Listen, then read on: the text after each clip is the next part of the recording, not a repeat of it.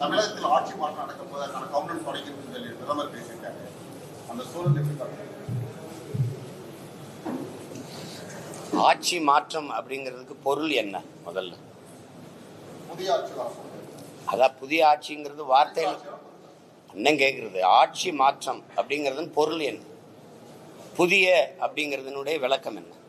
புதிய ஆட்சி அப்படி என்ன? புதிய ஆட்சி, அந்த ஆட்சியில் ஊழல் லஞ்சம் இருக்குமா? இருக்காது. கொலை கொள்ளை பாலியல் வன்கொடுமை இருக்குமா? இருக்காது. அந்த ஆட்சியில் இந்த மாதிரி இந்த சாராய கடைகள் இருக்குமா? இல்லை மூடப்படுமா? அந்த ஆட்சியில் ஆறு மணல் அள்ளப்படுமா? மலைகள் மணலாக நொறுக்கி கோரியா வெட்டி ஏற்றப்படுமா? இல்லை தடுக்கப்படுமா? நிலத்தின் வளங்கள் எல்லாம் கொள்ளையடிக்கப்படுமா? இல்லை பாதுகாக்கப்படுமா? என்ன செய்யப்படும்? கல்வியின் தரம் அப்படியே உயர்ந்துருமா? தனியார் முதலாளிகளுக்கு இணையான தரத்தில் அரசு குடிகளுக்கு கல்வியை கொடுத்துருமா? தனியார் மருத்துவமனை அப்போலோ ராமச்சந்திரா, எம்ஜி ராமச்சந்திரா அல்லது காவிரிக்கு இணையான மருத்துவத்தை தாத்தா பேரில் எம்ஜி இது ஓமந்தூரார் பேரில் இருக்க அரசு மருத்துவமனையில் தரத்தை உயர்த்திடுமா? இல்லை. என்ன நடந்துரும்? புதிய ஆட்சினா என்ன ஆட்சி?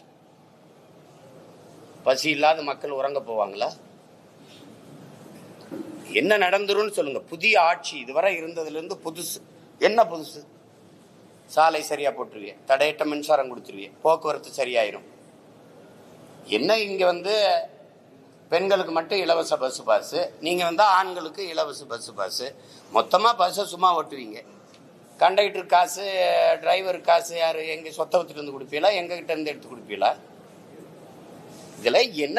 இது ஒரு ஆட்சி, இது ஒரு ஆட்சி மாற்றம். இதுல என்ன ஆட்சி மாறி என்ன ஆகுது?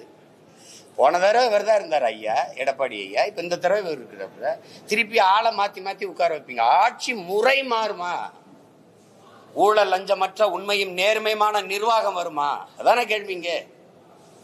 பசி பஞ்சமில்லாத ஒரு நாடா இதை படைப்பீங்களா?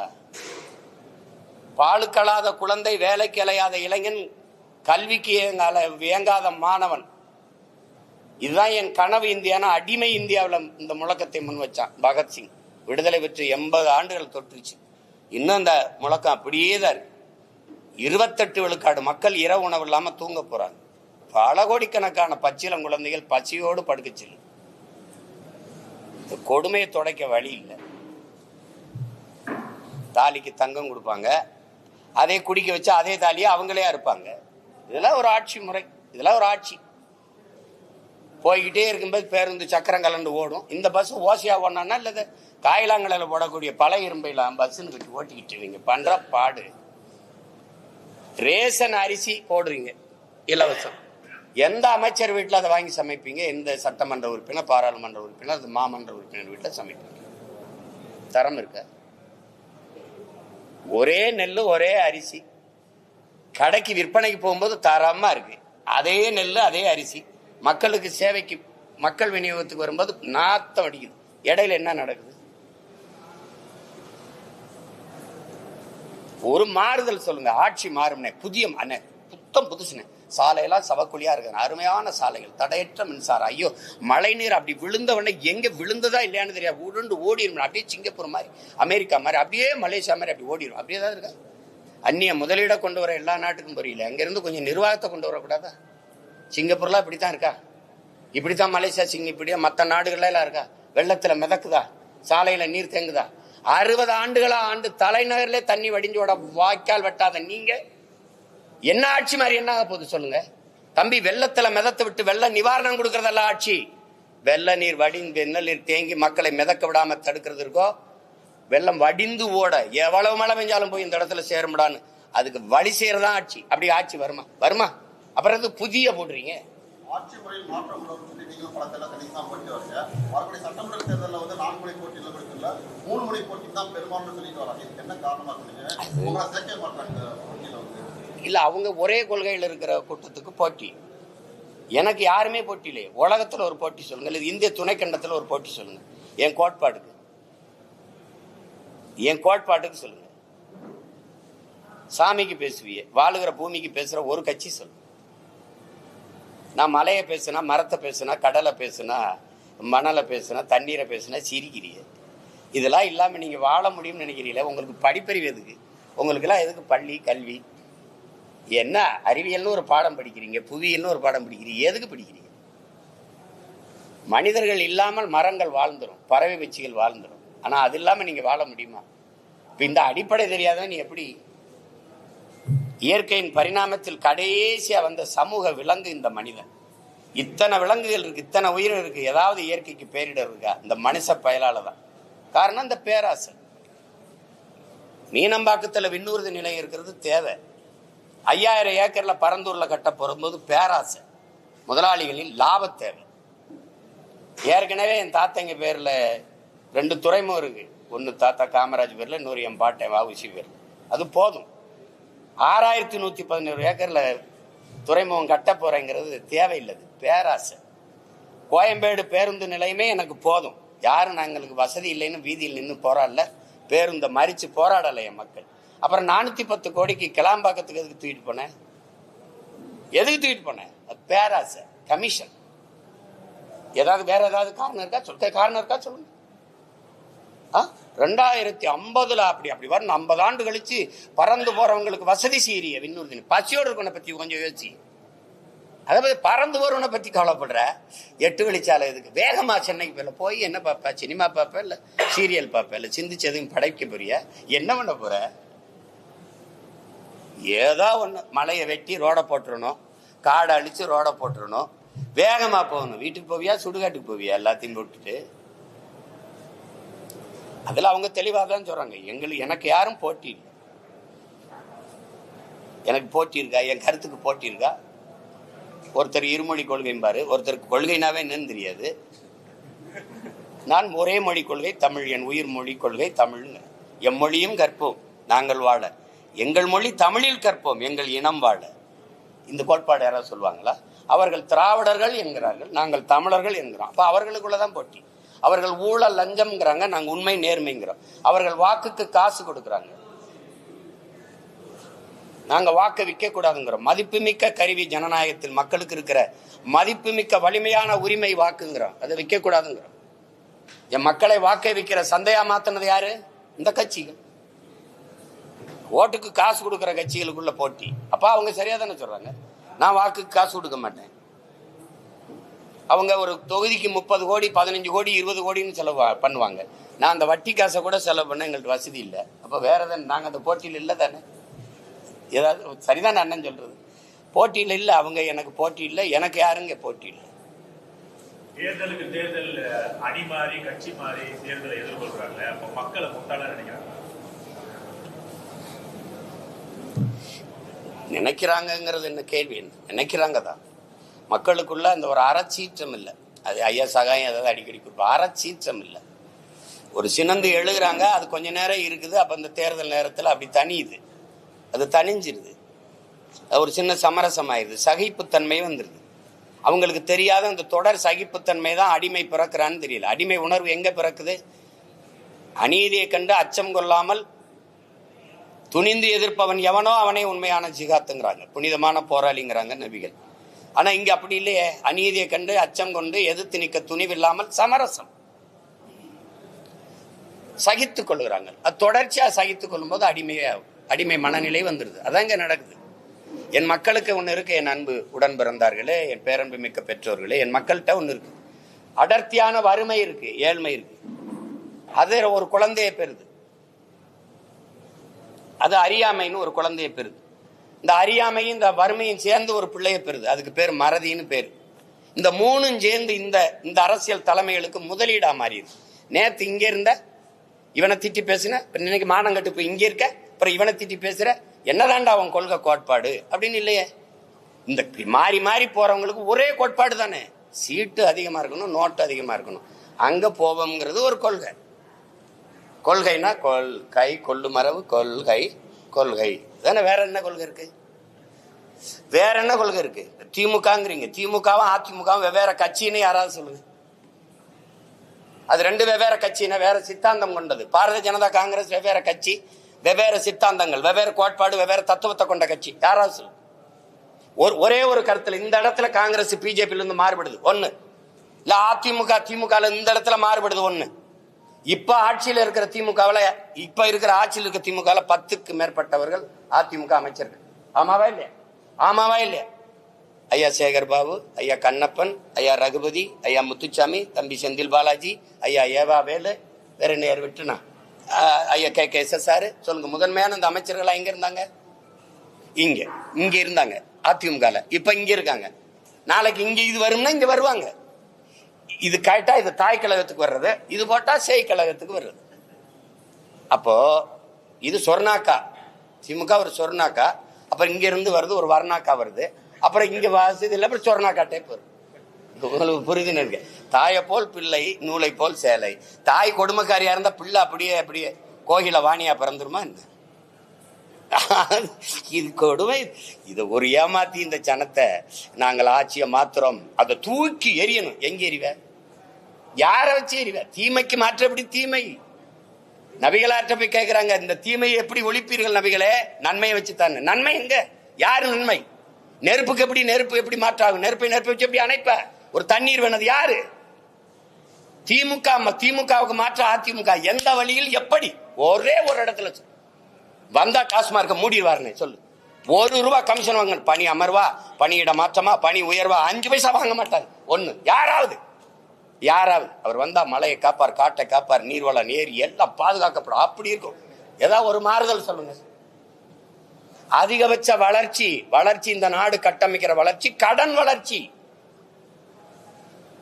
5 லட்சம் கோடியில் விட்டு போய் 10 லட்சம் கோடி கடன் வளர்ச்சி. வேற எது வளர்ச்சி இருக்கு தம்பி? நீங்க சொல்லுங்க. எல்லாம் படிச்ச பிள்ளைங்க தானே, ஒண்ணு சொல்லுங்க.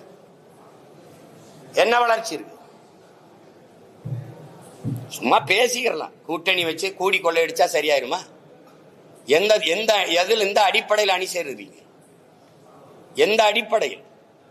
இது என்ன அரசியல்? தேர்தல் வந்தவன யார் எங்க போறது, அவர்கள்ட்ட எவ்வளவு பேசுறது, இவள்கிட்ட இது கேவலம். இதெல்லாம் இந்த பேரம் பேசுறது பொலிட்டிக்கல் ரெவல்யூஷன் அப்படின்னு தான் வருது. எல்லாம் அரசியல் மாறுதல், அரசியல் புரட்சி அப்படின்னு தான் வர்றாங்க. அப்புறம் அது அரசியல் பிசினஸ் ஆகுது, பொலிட்டிக்கல் பிசினஸ் ஆகுது. கடைசியா எங்க வருது? கொச்சையா சொன்னது கடைசியா அப்படியே இருக்கு. எவன் அதிக காசு கொடுக்குறானோ அவன்கிட்ட போறது, எவன் அதிக இடம் கொடுக்குறானோ அவன்கிட்ட போறதுன்னா அதுக்கு பேர் என்னன்னு நீங்களே முடிவு பண்ணிக்க. இது எங்க போய் நிறுத்துது?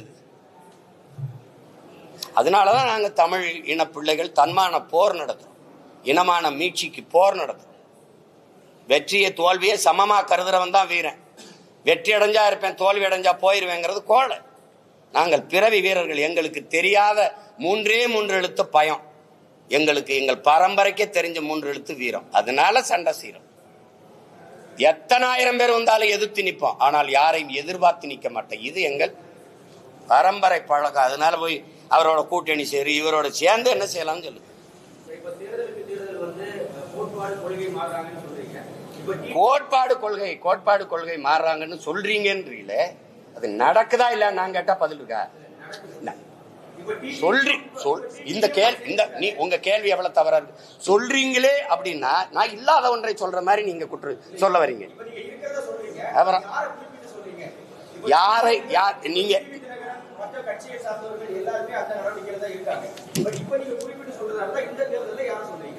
இந்த தேர்தலில் யார் மாறி போறாங்களோ அதை சொல்லுங்க.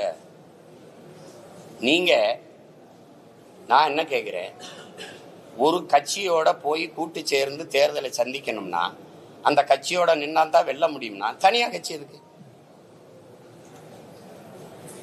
ஒன்னும் பேச மாட்டேங்கிறீங்க. யாரை எதிர்த்து கட்சி ஆரம்பிச்சீங்க? எந்த நோக்கத்திற்காக கட்சி ஆரம்பிச்சீங்க? எந்த லட்சியத்திற்காக கட்சி ஆரம்பிச்சீங்க? இந்த கேள்விக்கு என்ன பதில் வச்சிருக்கீங்க?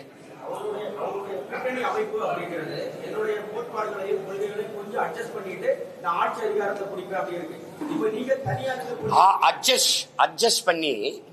பண்ணுங்க, ஆட்சி அதிகாரத்தை பிடிங்க. என்னத்தை பண்ணீங்க? அட்ஜஸ்ட் பண்ணி ஆட்சி அதிகாரத்தை பிடிச்சு மக்களுக்கு செஞ்ச ஒரே ஒரு நல்லது, ஒரு நல்லது தான் கேட்கிறேன். ஒரு நல்லது. கூட்டணி போயிட்டிய மாறி இங்க போனீங்க 5 வருஷம் இருந்தீங்க, இங்க போனீங்க 5 வருஷம் இருந்தீங்க, இங்க 5 வருஷம் இருந்தீங்க. இந்த கூட்டணியில இருந்து நாங்கள் சாதிச்சது இது ஒன்று சொல்லு. இப்ப எங்க அண்ணன் மது ஒழிப்பு மாநாடு போட்டாங்களா? எங்க அண்ணன் திருமாவளவன் விடுதலை சிறுத்தைகள் போட்டுச்சா? இப்ப எங்க கூட்டணியில் இருக்காங்க? திமுகவில். மது மூடாம திறந்து வச்சிருக்க பெருமகன் யாரு? அப்ப மது ஒழிப்பு மாநாடு பயனற்றதாயிருச்சா? இப்ப மதுவை ஒழிக்கிறவன் எவனும் அவனோட கூட்டணி அப்படின்னு பிடிவாதமா இருக்கணுமா இல்லையா? ஏன் இல்ல? சாதிவாரி கணக்கெடுப்பு எங்க ஐயாவுடைய கொள்கை. சாதிவாரி கணக்கெடுப்பு எடுத்து எவன் சமூக நீதியை நிலைநாட்டுறானோ அவனுக்கு தாண்டா கூட்டணி அப்படின்னு ஏன் இல்ல? அப்போ நீங்க என்ன கோரிக்கை முன்வைக்கிறீங்களோ அதை நிறைவேற்றாதவன் கூடவே போய் வலிமையை சேர்த்தா எப்படி? வலிமையை சேர்த்தா எப்படி அது நிறைவேற்றப்படும்?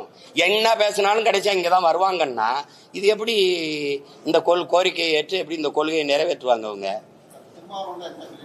எந்த ஒரு கோரிக்கை வைக்காமலே தொடர்ந்து ஒரு தைரியம் வேணும் அப்படின்னு சொல்லி அவரே பேசியிருக்காரு. கூட்டத்துல நிக்கிறதுக்கு வீரமும் துணிவும் தேவையில்லை, தனிச்சு நிக்கிறதுக்கு தான் வீரமும் துணிவும் தேவை. இப்ப எங்க அண்ணனை போய் நான் எங்க அண்ணன் எடுத்த நிலைப்பாட்டை குறை சொல்லவோ இது சொல்லவோ நான் இல்லை. அது அவர் முடிவு, அவங்க நிலைப்பாடு. அது இல்லை. நாங்கள் இதுல நிக்கிறதுக்கான காரணத்தை சொல்றேன்.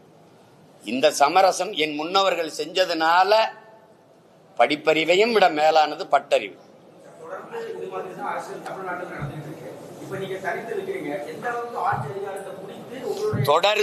தொடர்ந்து இதுதான் நடக்குதுன்னு நீங்க தம்பி சொல்றீங்க.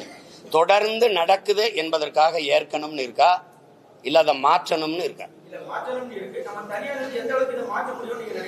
தனியா நின்று மாற்றமா இல்லையான்னு பாருங்க. 1.1 4.5 லட்சம் வாக்கு வாங்கின ஒரு அரசியல் கட்சி இந்திய பெருநிலத்தில் வாழ்ந்ததாக சரித்திரம் சொல்லுங்க, வளர்ந்ததாக சரித்திரம் சொல்லுங்க. 1.1 விழுக்காட்டிலிருந்து 8.22 8.5 விழுக்காட்டுக்கு உயருது அப்படின்னா வாக்குக்கு காசு கொடுக்காம சின்ன சின்ன பிள்ளைகள் இந்த மகளெல்லாம் வேட்பாளராக நிறுத்துறதுக்கு அறிவிச்சா வயசு வரல, 24 வயசு தான் வருது. அப்ப அந்த மாதிரி சின்ன சின்ன பிள்ளைகள், அறிமுகம் இல்லாத பிள்ளைகள், அவர்களை நிறுத்தி எளிய பின்புலத்திலிருந்து வர பிள்ளைகள் வாக்குக்கு காசு கொடுக்காமல் மக்களின் நன்மதிப்பை பெற்று 36 லட்சம் வாக்கை தொட்டு 3வது பெரிய கட்சியா அங்கீகரிக்கப்பட்ட ஒரு மாநில கட்சியா உயர முடியுதுன்னா இது வளர்ச்சியா இல்லையா? இது வெற்றி அங்கீகாரமா இல்லையா? இது வெற்றியா இல்லையா? நீங்க வெறும் தேர்தல் வெற்றி தான் வெற்றினீங்கன்னா கஷ்டம். தேர்தல் வெற்றினா கஷ்டம்.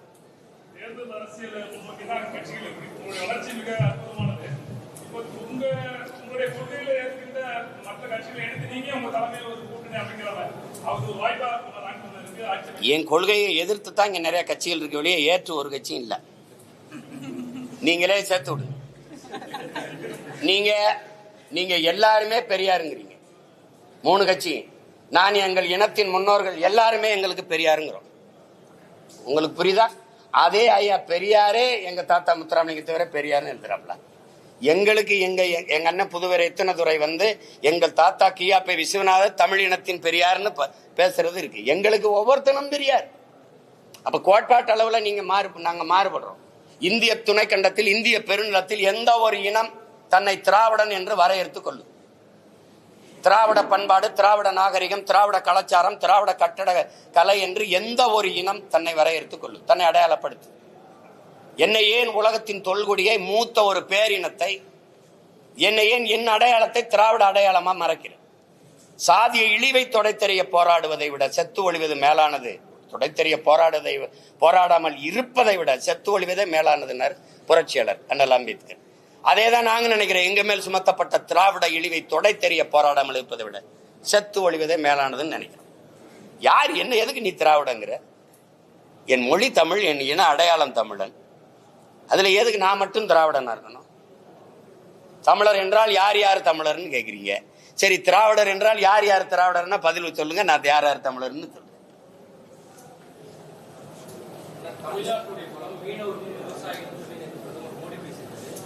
இல்ல அவரு தம்பி கேட்டதுக்கு சொல்லிடுறேன். ஒரு கத்தரிக்காயை நீங்க விளைய வைக்கணும்னா அதுக்கு எவ்வளவு காலம் கொடுக்குறீங்க? ஒரு தக்காளியை விளைய வைக்க எவ்வளவு காலம் கொடுக்குறீங்க? விதையை போட்டு வீட்டுக்கு வந்தோடனே தக்காளி பூத்து காய்ச்சிருக்காது இல்ல, ஒரு குறைஞ்சது 60 நாள் காத்திருக்கீங்க இல்ல. அப்ப அந்த 60 நாள் கூட காத்திருக்க முடியாதவன் பலனை அனுபவிக்க முடியாது. அப்ப நீங்க ஒரு மாறுதலை விரும்புகிறவன் கொஞ்சம் காலங்களை இதுக்கு விலை கொடுத்து தான் தீரணும். ஏற்கனவே கட்டமைக்கப்பட்ட ஒரு கோட்பாட்டை தகர்த்து புதிய ஒரு கோட்பாட்டை உருவாக்க நினைக்கிறவன் கொஞ்சம் விலை கொடுக்கணும். உடனே மாறிடும் அப்படின்னா அது இந்த மாற்றத்திற்கு மதிப்பு இருக்குது. உங்களுக்கு புரியுதுன்னு நினைக்கிறேன். மாறுதல் என்பது ஒரு மகத்தானது, அது எல்லாருக்கும் விருப்பமா இருக்கு. ஆனா அது கொஞ்சம் காலம் எடுத்துறது. அந்த காலம் வரை சகித்துக் கொள்ளுகிற மனநிலையில என் மக்கள் இல்லை. அதனால என்ன ஆயிருதுன்னா இருக்கிறதுல இருக்கிறத வச்சு ஏதோ பண்ணிடுவோம்ப்பா, நடந்தா நல்லதுதான், ஆனா நடக்கணுமே இப்படின்னு ஒரு சகிப்புத்தன்மை இருக்கு. அதையும் சேர்த்து மாற்றணும். அது கொஞ்சம் காலம் எடுக்கும்.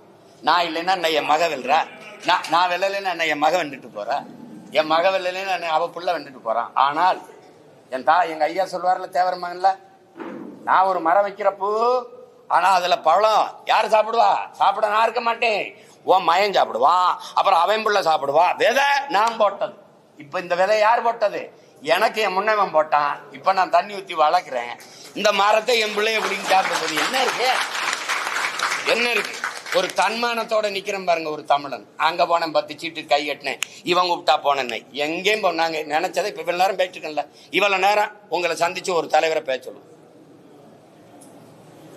இவ்வளவு கேள்வி கேட்கிறீங்க, நான் பொறுமையா பதில் சொல்லல. எப்படி யாரையாவது சந்திச்சு பேச சொல்லுங்க. கூட்டணிக்கு மாறி மாறி போறதுக்கு ஒரு விளக்கத்தை சொல்ல சொல்லுங்க, நியாயமான ஒரு காரணத்தை சொல்ல சொல்லுங்க. எங்க திமுகவை தூக்கி ஆட்சியில இருந்து இறக்கி தூக்கி போடுறதே ஒரு இந்த கட்சிகளுக்கு கொள்கையா? மக்களின் நலன் சார்ந்து நல்ல ஆட்சியை கொடுக்கணும், மக்களுக்கு செய்யணும். கட்சி அரசியல் தேர்தல் அரசியலை கடந்து மக்கள் அரசியல் கொண்டு போகணும். விளம்பரம் செய்தி அரசியலை கடந்து சேவை அரசியல் செயலை அரசியல் கொண்டு போகணும். என் மக்களுக்கு அப்படி செய்யணும். அதுதான் இருக்க முடியும். திமுகவை ஒழிச்சிடணும். திமுக அப்புறப்படுத்திட்டு பேயை விரட்டி விட்டு பிசாசை உட்கார வைக்கிறது, பிசாசை விரட்டி விட்டு மறுபடியும் பேயை உட்கார வைக்கிறது இல்ல? எப்படி எங்க ஊர்ல சொல்லுவான், மதவாத கட்சிய தம்பி மதவாத கட்சியை முதல்ல கதவை திறந்து கூட்டிட்டு வந்த ஆள் யாரு தம்பி? கோலம் போட்டு அப்படி வாசல்ல பூசணியில பூ வச்சு வர வச்சது யாரு? தெரியாது யாரு? அதை ஏன் சத்தமா சொல்ல மாட்டேன்? கேள்வியை மட்டும் சத்தமா கேட்கிற தம்பி. கால் உண்ட விட மாட்டோம். அவன் ஏன் ராசா கால் உண்றான்? நீ ஏன் தோல்ல தூக்கிட்டு வரிய ராஜா? அவன் கால் உண்றான்.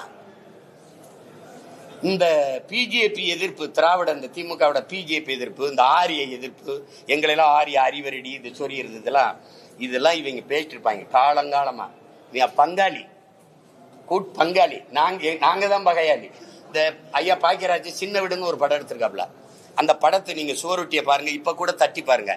அந்த அம்மாவை அந்த கல்பனாவை இப்படி கட்டி பிடிச்சுக்குவாப்ல, இப்படி இந்த அம்மாவை இந்த பக்கம் பார்க்க விட மாட்டாப்ல, இப்படி கட்டி பிடிச்சிட்டு இந்த பக்கம் சின்ன விட ஒரு அப்பாட்டியா ஒரு அம்மா வச்சிருப்பாப்ல, அந்த அம்மாவுக்கு பூவை கொடுத்துருப்பாப்ல. இதுக்கு பேர் என்ன தெரியுங்களா? திராவிடத்தின் ஆரிய எதிர்ப்பு. பிஜேபி நுழைவிடாம இருக்கிறது. இங்க வந்து எங்களை அப்படி மறைச்சு முகத்தங்கிட்டு பார்க்க விடாம, ஏய் பிஜேபி உள்ள வந்துரும், ஏய் ஆர்எஸ்எஸ், ஏய் பிஜேபி, ஏய் பிஜேபி பிடிஎம் இங்க சைட்ல கூப்பிட்டு இப்படி கேவலம். இத போய் பேச்சு. நீங்க ராஜ்நாத் சிங் ஐயா வந்து ஒய்எம்சிஏ மைதானத்துல ஐயா கருணாநிதி அவர்கள் பணத்தை வெளியிடும் போது 5 ஆண்டு கால பாரதிய ஜனதா ஆட்சியை நிலைக்க வச்சு நாடெங்கிலும் பாரதிய ஜனதா வேலுன்றதுக்கு பரவுவதற்கு காரணமா இருந்த பெருந்தகைன்னு சொன்னாரா? இல்லை. காணொலி உங்களுக்கு அனுப்பிட்டா நீங்க போடுறீங்களா? இல்ல நீங்க எல்லாம் தான் ஒளிபரப்புனீங்களே. ஏதோ சும்மா சொல்லிக்கிட்டு இருப்பாங்க தம்பி, உள்ள வந்துரும். உள்ள எங்கிட்டு வரும்?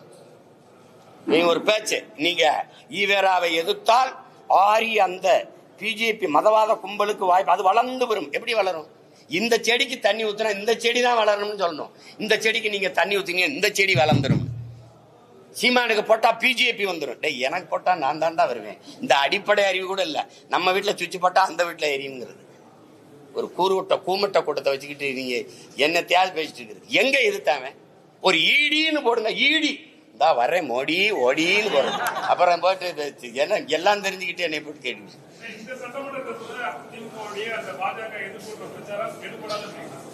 எடுபடாது.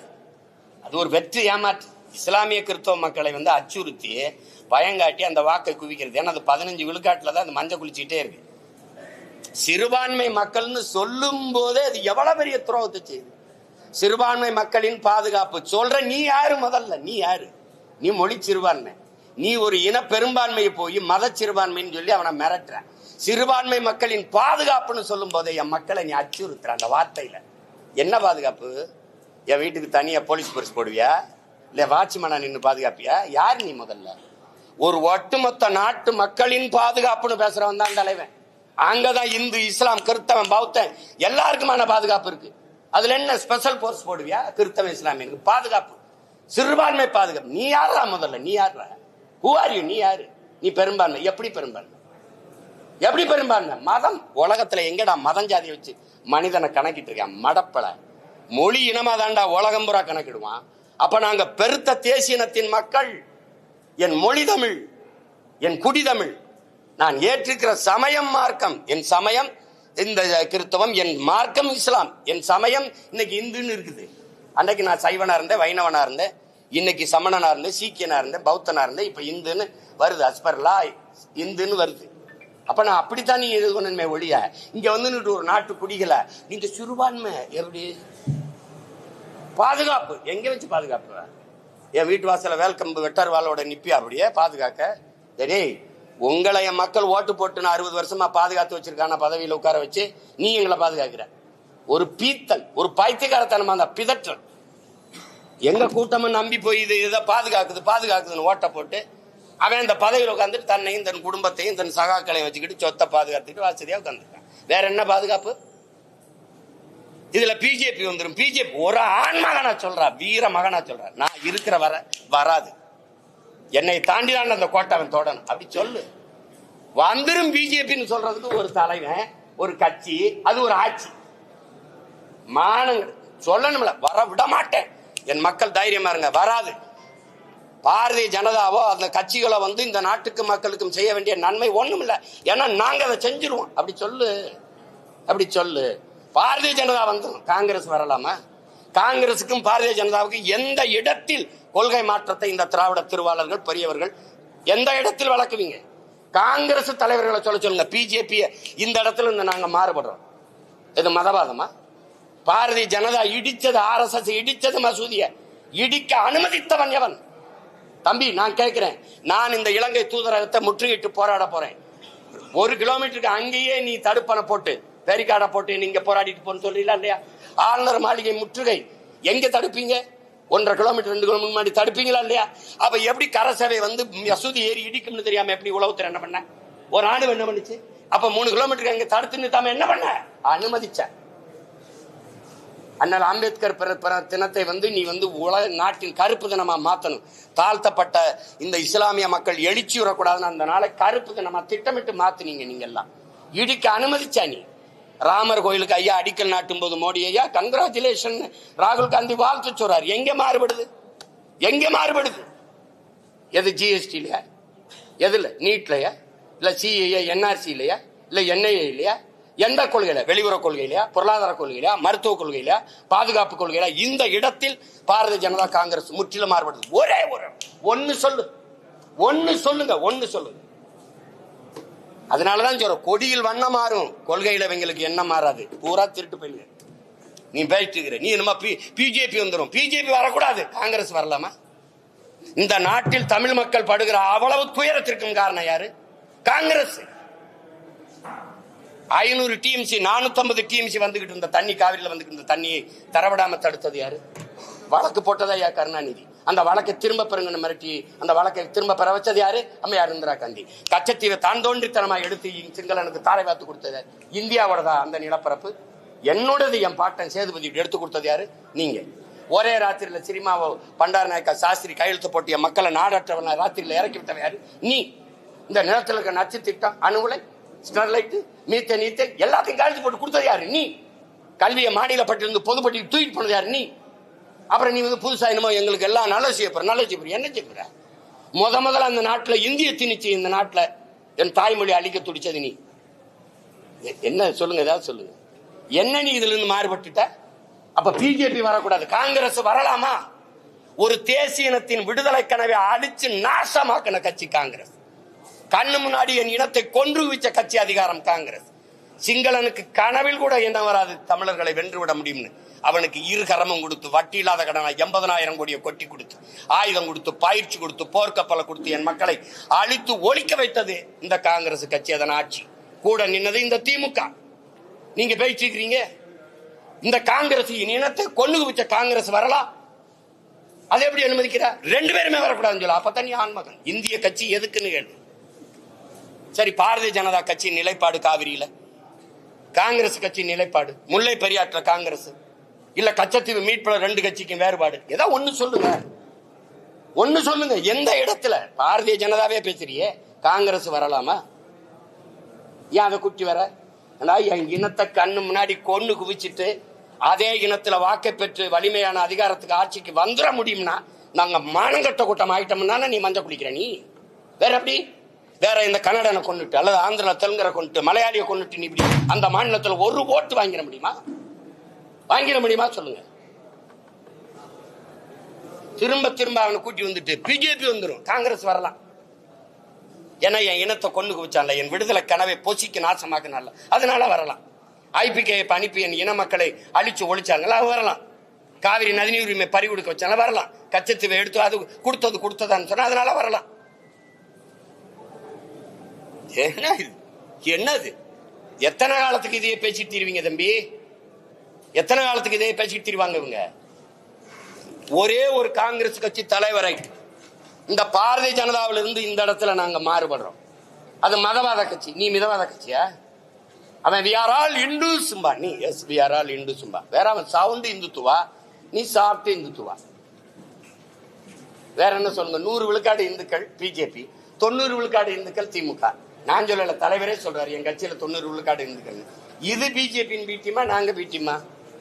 சொல்லுங்கப்பா. என்ன என்ன எத்தனை காலத்துக்கு இந்த ஃப்ராடு இந்த புழுகுனி வேலையை செஞ்சுக்கிட்டு வண்டி ஓட்டிட்டு இருப்பேன்? ஒரு வீர மகனா நின்னா நீ கவலைப்படாம இரு, வரமாட்டான், நான் இருக்கேன் அப்படி சொல்லு. வந்துருவான் வந்துருவான். இதை சொல்றதுக்கு வந்த பிறகு என்ன பண்றது? வாத்தியாருக்கு சம்பளம் கொடுக்க முடியல, எல்லா காசையும் வச்சுக்கிட்டு தரமாட்டேங்குது. இந்த புலம்புறதுக்கு ஒரு அதிகாரம், 40 பாராளுமன்றம், அதுக்கு ஒரு ஆட்சி.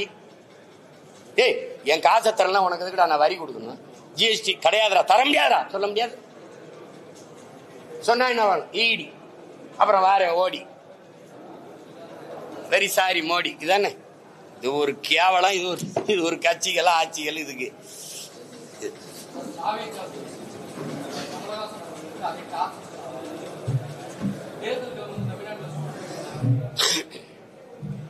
சூடு எங்க பிடிக்குது? நேற்று கூட மழை தான் பெஞ்சிருக்கு. எங்க சூடு பிடிக்குது? இன்னும் ஒரு மாசம் இருக்குல்ல. கேட்டது சீமான் இல்ல, சீமான்னா கேட்ட சின்னம் கொடுக்க கூடாது. அது கொடுத்த சின்னத்தை திருப்பி அடுத்த தேர்தலுக்கு வைக்க கூடாது. அந்த சின்னத்தை கொண்டு போயிட்டானா போய் சேர்ந்துருச்சா தூக்கிடு, அதானே? அது கேட்ட சின்ன தம்பிக்கு கிடைச்சிருக்குன்னா அதுக்கு என்னுடைய வாழ்த்துக்கள். வேற ஏதாவது கேள்வியே இல்லை. அப்ப ரொம்ப நன்றி.